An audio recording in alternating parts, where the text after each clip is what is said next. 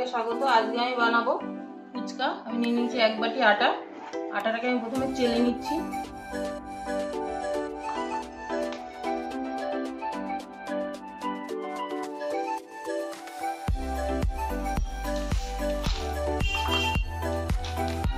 Half বাটি সুজি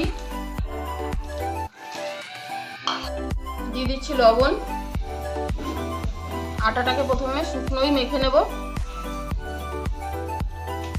আটাটাকে মেখে নেব।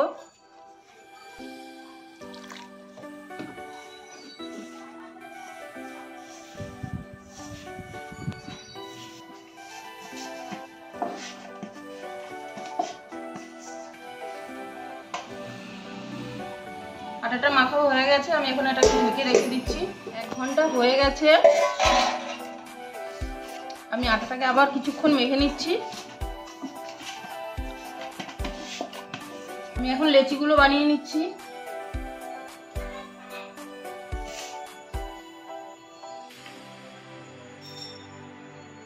ফুচকাটাকে বেলে নিচ্ছি।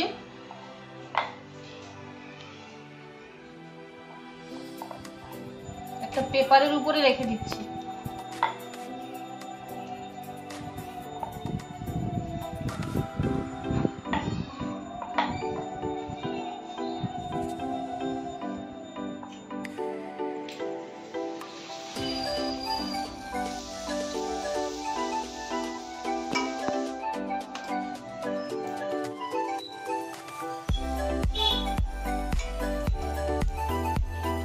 সব ফুচকাগুলো আমি এইভাবে ভেজে নিয়েছি। এই দেখো কত সুন্দর হয়েছে ফুচকা।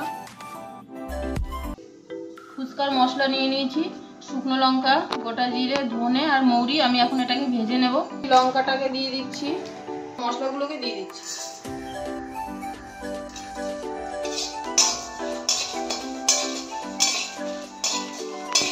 মশলাটাকে নামিয়ে নিচ্ছি। কেটে নিয়েছি আলু, আর এই যে ছোলা আর মটর একসঙ্গে ভিজিয়ে রেখেছিলাম। আমি এখন আলুটাকে সিদ্ধ করে নেব। সিদ্ধ হয়ে গেছে, এখন আলুটাকে ছুলে নিচ্ছি। আর ছোলা আর মটরটাকে আমি একসঙ্গে সিদ্ধ করে নিয়েছি।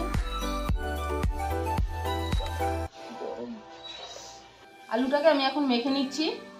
দিয়ে দিয়েছি নুন, পেঁয়াজ কুচি, ধনেপাতা কুচি আর ছোলা আর মটর সব কিছু দিয়ে আগে মেখে নিচ্ছি। ভাজা মশলার গুঁড়ো,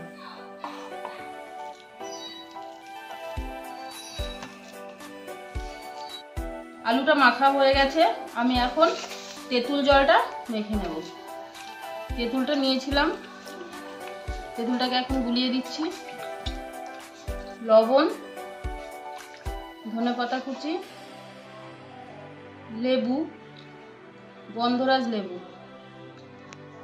ভাজা মশলার গুঁড়ো, বিট লবণ,